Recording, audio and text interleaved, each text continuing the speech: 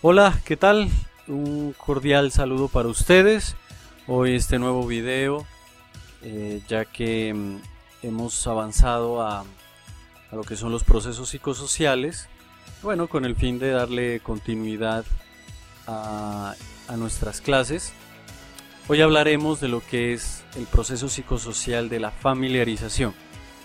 Sí, si bien antes está el de la habituación, el de la naturalización, o en este momento pues le vamos a dar crédito al proceso de familiarización, que es muy elemental y que vamos a vivir en esta aproximación que haremos en las comunidades, ¿sí? Como parte del quehacer del psicólogo comunitario, ¿vale? Pues sin más preámbulo, vamos a comenzar con la presentación. Pues bienvenidos. Ok, familiarización con la comunidad. ¿A qué suena eso? Familiarización nos ubica quizás desde la palabra a adentrarnos al entorno, al campo, a pertenecer de alguna u otra manera a esos procesos socioculturales, sociopolíticos que vive día a día las distintas comunidades, que viven día a día las distintas comunidades. Entonces es esa aproximación y vamos a abordarla hoy desde ciertas perspectivas. He traído, digamos, una visión de lo que puede ser este proceso, basándome principalmente en lo que propone Maritza Montero, ¿sí? Para eso, bueno, hay unas referencias al final del video y un material que he dispuesto en Dropbox para mis estudiantes de la Universidad de Nariño. Ok, entonces continuemos.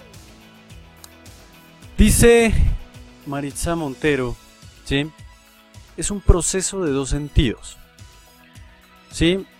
Y he dejado esta frase que nos dice de afuera hacia adentro, es decir, hacia la comunidad, y de la misma comunidad hacia afuera, con el objetivo de lograr confianza.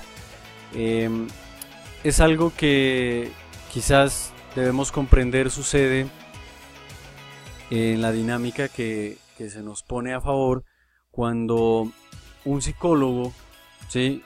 Se acerca a la comunidad y necesita, ¿sí?, empezar a ser parte de esos procesos, principalmente para el estudio y también para la intervención, ¿vale? Estos procesos de dos sentidos tienen, en primera instancia, ¿sí?, un ángulo sociocognoscitivo, ¿sí?, que implica el conocimiento, ¿sí?, implica el conocimiento social particular, característico de cada comunidad, ¿sí? Ustedes saben que las comunidades son como los sujetos humanos, individuales.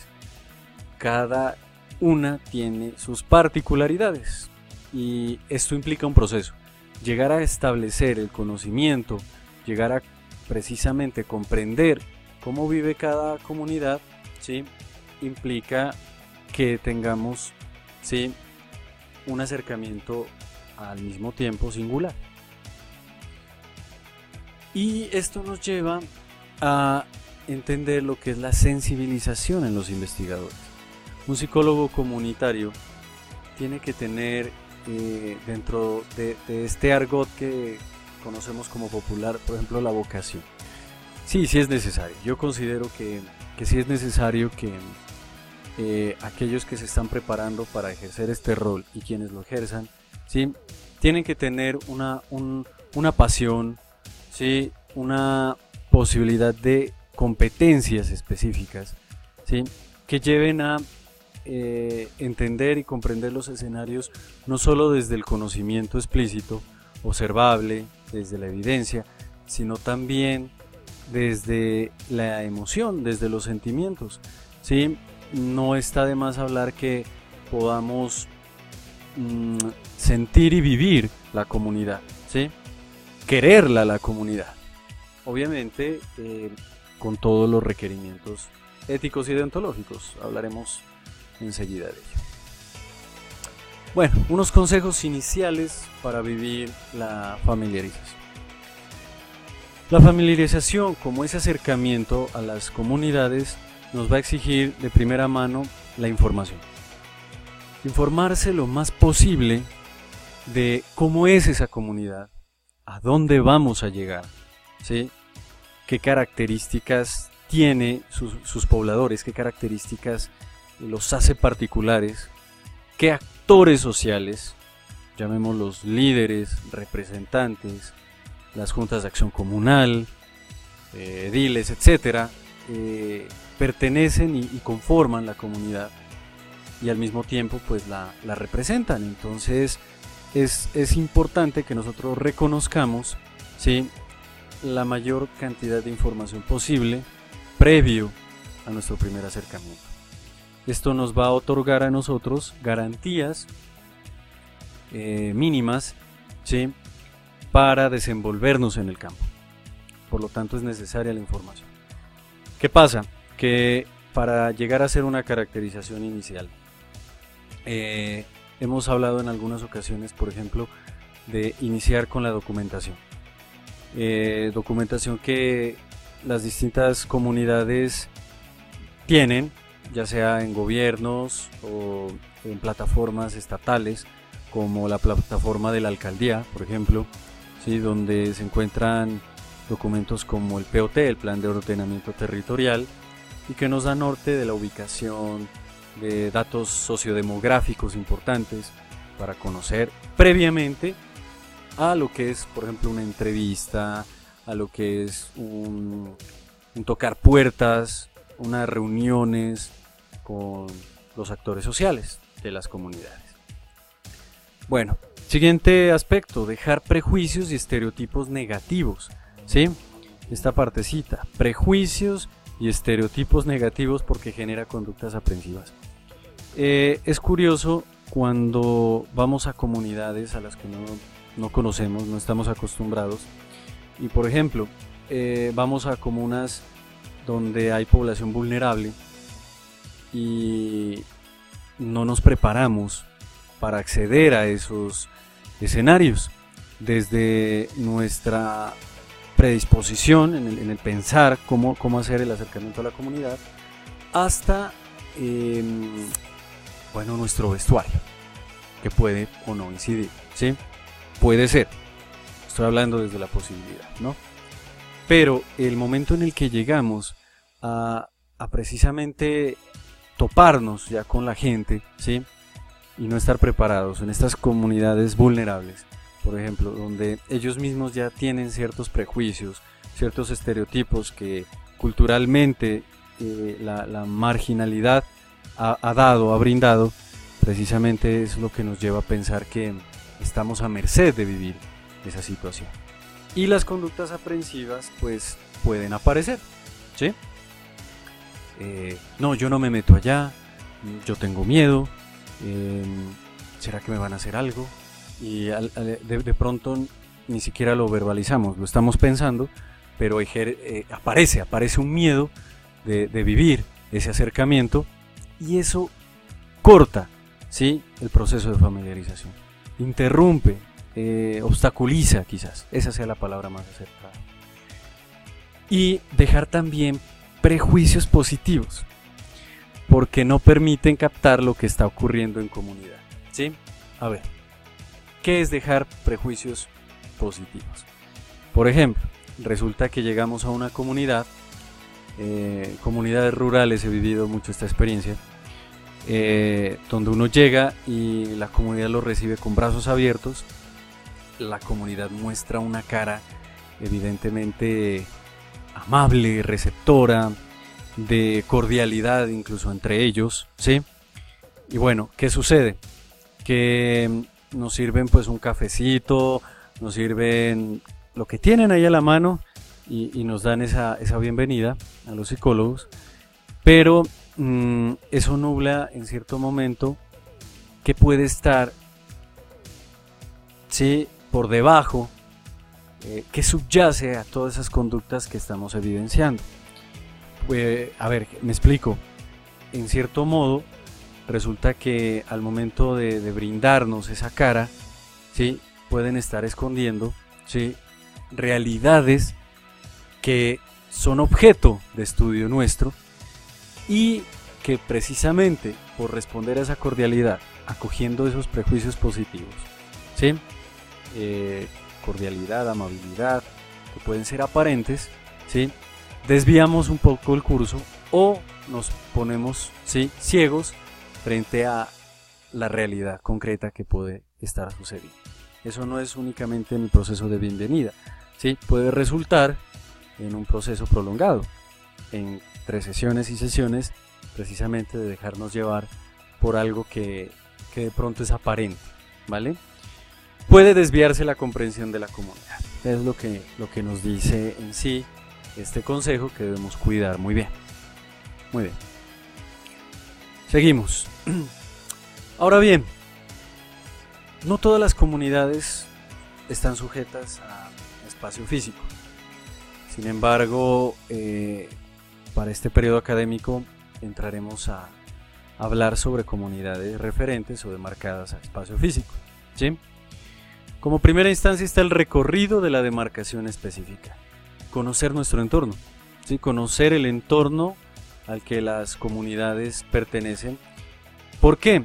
Porque las comunidades reconocen en lo real, ¿sí?, cómo concretamente es ese entorno, que colinda, ¿sí?, frente a su comunidad, qué límites pues están establecidos. Y hay comunidades que, si bien, por ejemplo, en el POT, que es el Plan de Ordenamiento Territorial, pues en el papel dice una cosa, sí, en la realidad dice otra.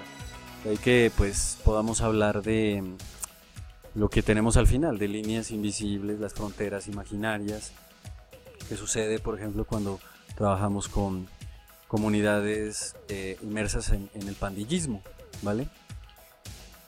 Y bueno, en compañía clave, ¿sí? Los actores sociales, líderes, representantes, ciudadanos o pobladores que de alguna u otra manera se reconocen en el entorno, ¿sí?, en el entorno de la comunidad, que nos pueden dar un señalamiento acertado de cómo la misma comunidad reconoce pues esa demarcación, ¿vale? Entonces tendremos en cuenta esa partecita al momento de llevar nuestro trabajo en campo.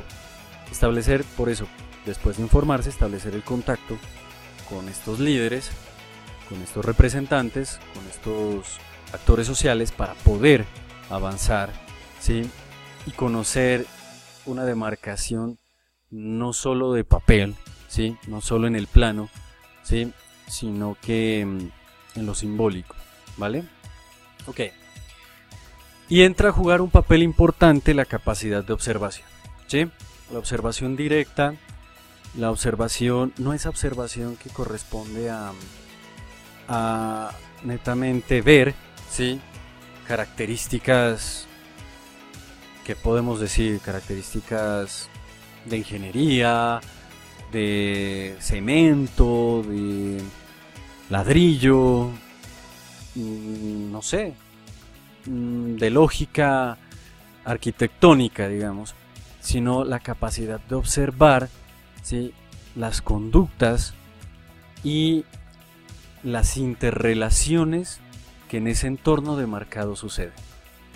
Eso es muy importante al momento de ejercer nuestra labor como psicólogos comunitarios, ya hablando del papel de psicólogo comunitario, ¿sí?, entender las conductas que en ese entorno suceden.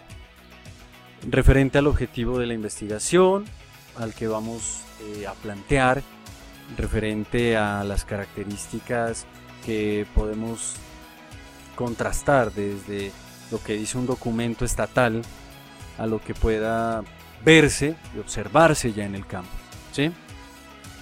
Y bueno, entender esa lógica entre la dinámica social humana, ¿sí?, frente a los espacios físicos. Muchas veces el espacio físico en el símbolo significaría, pongamos un ejemplo, un parque, ¿sí? Un parque está destinado a la recreación, quizás al deporte, a hacer actividades físicas, a hacer actividades lúdicas. Y vaya sorpresa, que en determinado momento y hora del día el parque se convierte en comercio de spa, ¿sí? En comercio de, pues sí, de psicoactivos, en comercio de asuntos ilícitos, y pasa a tener un norte diferente ese espacio físico. Por eso es importante el contraste, eso simbólico que respecta a la comunidad, ¿sí? Bueno, y esa capacidad de observación nos puede llevar a entender que tenemos que ir desarrollando, ¿sí?, competencias para detectar, ¿sí?, conductas, detectar problemas, detectar dinámicas que están inmersas en las interrelaciones. Y puede ser esto analógico digital, ¿sí? No solo lo verbal, no solo lo que podemos distinguir en eso que es la expresión verbal, sino en todas las manifestaciones analógicas, corporales, en esas expresiones que no se dicen, pero que sí se pueden observar. Y finalmente, pues, lo que ya había mencionado, pues, las líneas invisibles, que obedecen a esas fronteras imaginarias, simbólicas, que demarcan la comunidad, que es objeto de estudio nuestro, entenderlas, comprenderlas y llevar también a la comprensión a la misma comunidad, ¿vale? Ok, avanzamos entonces. Ok, comunidades caracterizadas por redes de relaciones.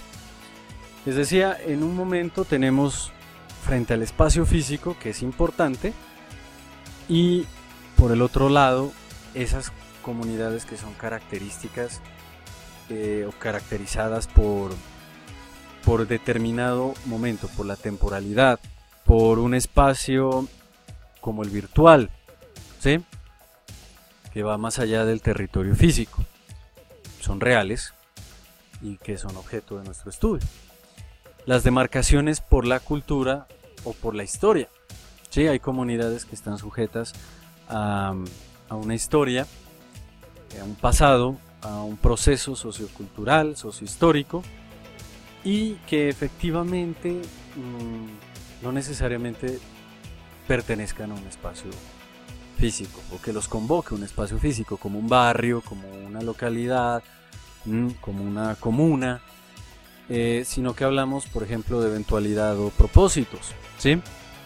Podemos hablar por comunidades deportivas, comunidades académicas, ¿sí?, comunidades de conocimiento distinto, ¿sí?, donde se convocan, se reúnen, pero son temporales, ¿sí? Esa unión donde se genera el vínculo presencial es temporal y se dispersan, pero eso no quiere decir que se desvinculen o que ya no pertenezcan a las comunidades, ¿ok? Para ello es importante entender miembros claves, ¿sí?, lo que sucede en los clubes, por ejemplo, ¿sí?, la comunidad del Club Colombia, la comunidad del Club de Comercio, la comunidad del Club de Lectura, etcétera, etcétera, ¿sí? Hay un propósito y habrá que distinguir miembros claves. Es muy importante distinguir. Vamos ahora entonces a mencionar algunos requisitos para la familiarización que he tratado pues de consolidar. Es una propuesta que les hago frente a este proceso psicosocial.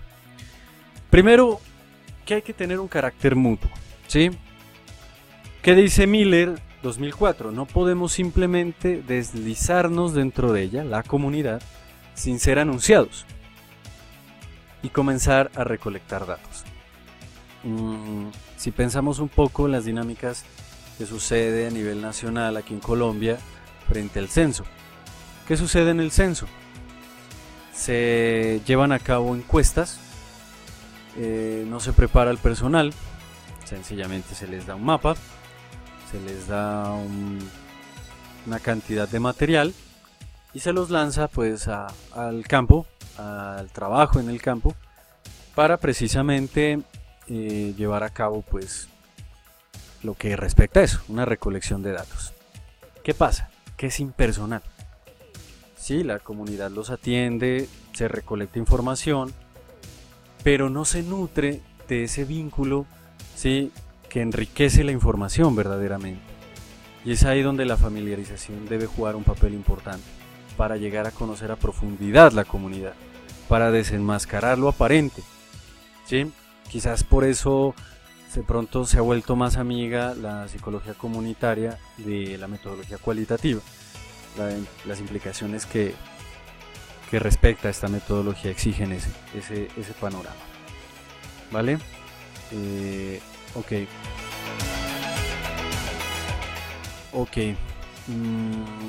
Bueno, adicional a esto, que es el carácter mutuo, tenemos los aspectos éticos y deontológicos que nos dan norte a entender que la familiarización es un proceso que exige lo que comprende el papel del psicólogo en aras de entender que es profesional, que es especializado, que es como tal se distingue y se destaca, ¿sí?, y debe reconocerse dentro de la comunidad. No se pasa a ser uno más de la comunidad, ¿sí? No pasamos a ser parte de la comunidad como un actor social más, ¿sí?, sino que al contrario se distingue el rol, se distingue el papel, pero bajo el consentimiento de ellos, ¿sí? Hay un caso muy bonito que lo expone Maritza Montero, el cual dejaré como apoyo para que los estudiantes lo puedan leer, ¿sí?, frente a este proceso de acercamiento a la comunidad, y donde se resalta, digamos simbólicamente, el momento cumbre en donde se reconoce la familiarización. Enseguida tenemos algo que cotidianamente estamos pronunciando, profesando en el quehacer tanto de psicólogos profesionales como psicólogos en formación, que es la asertividad. Y la asertividad, entiéndase, no como una actitud o como un concepto a la ligera, sino como más bien una conducta, una manera de comportarse, ¿sí?, que implica una serie de actitudes que nos van a proveer de competencias, digamos, incluso de pautas que daremos a conocer a la comunidad, y al mismo tiempo nos llevará a vínculos y a establecer relaciones claras, certeras. La asertividad, entendida como conducta, implica saber comportarse, ¿sí?, saber cómo dirigirse a la comunidad, saber decir no, saber decir sí. Hay todo un decálogo que los invito a revisar sobre asertividad, y desde ese panorama de entenderla como una conducta, no como una aptitud.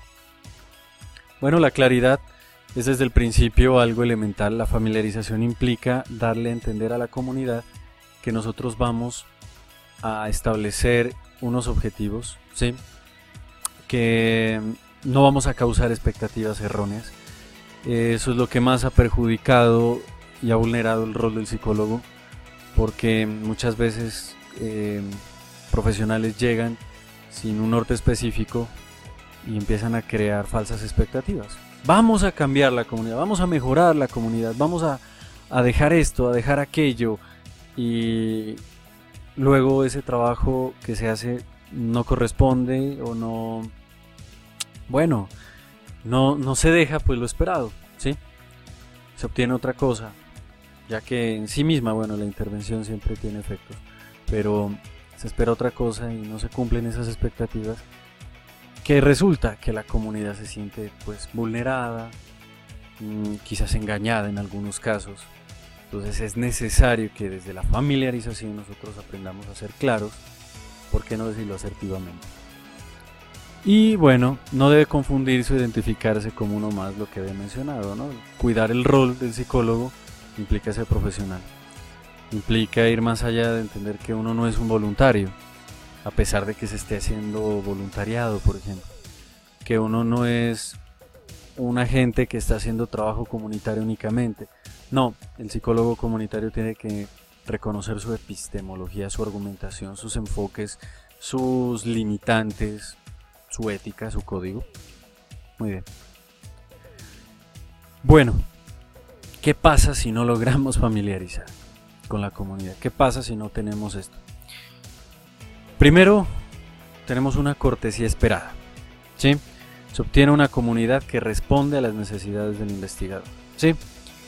Va con esos con esos prejuicios positivos, ¿sí?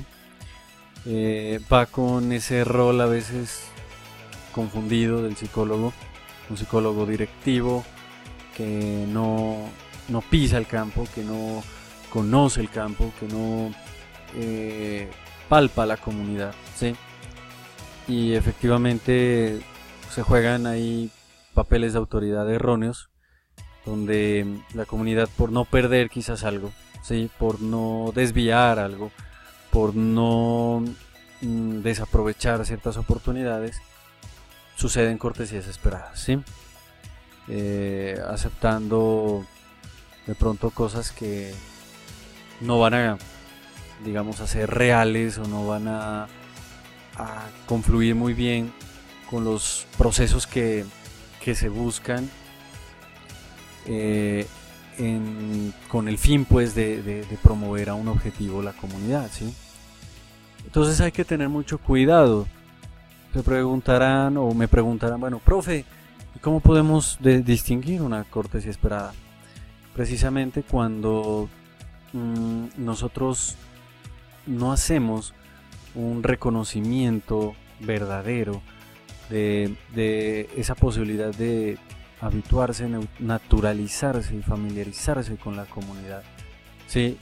Y externamente proponemos acciones que desconocen, ¿sí? La realidad, y la comunidad, al de pronto estar desintegrada, al no tener potestad o creer no tenerla, acepta, ¿sí? Se da mucho a veces con procesos gubernamentales, estatales, donde tiene que cumplir ciertos objetivos más del gobierno que de la comunidad, y se pautan cosas a las cuales pueden dejar un beneficio, ¿por qué no? Pero quizás no es el más relevante, el que verdaderamente necesita la comunidad. Respuestas políticamente correctas quiere decir aquellos momentos en los que tenemos impactos que de pronto no son verdaderos, no son certeros. Va de la mano con las cortesías esperadas, ¿sí? Que quizás pensamos que hemos dejado algo y la comunidad, por quizás el miedo a no encajar con los procesos del investigador, del interventor, pues dice, pues sí, vimos cambios, sirvió, vino, la comunidad se promovió y bueno, responde y nos dan ciertas ideas que pueden ser, entre comillas, políticamente correctas, pero que, como lo decía anteriormente con la cortesía esperada, no corresponden a una verdadera realidad, ¿sí? Esas respuestas, solo aquel psicólogo que vive comunidad, ¿sí? Que se acerca a la comunidad, va a entender en qué momentos son genuinas, legítimas, ¿sí? En qué momentos pues son una apariencia, ¿vale? Por otro lado aparece la desconfianza y el temor, ¿sí? La posibilidad de vivir esto de la desconfianza y temor es un día a día del quehacer en la psicología comunitaria, y cuesta trabajo, ¿sí? Establecer ese rapport en la comunidad, establecer ese contacto con los actores sociales requiere de procesos, requiere de tiempo, requiere de darse a conocer, ser claros, precisos, y bueno, al mismo tiempo es evitar, ¿sí? el temor mutuo, las indagaciones que pueda tener pues la comunidad, los actores sociales para con uno, ¿sí?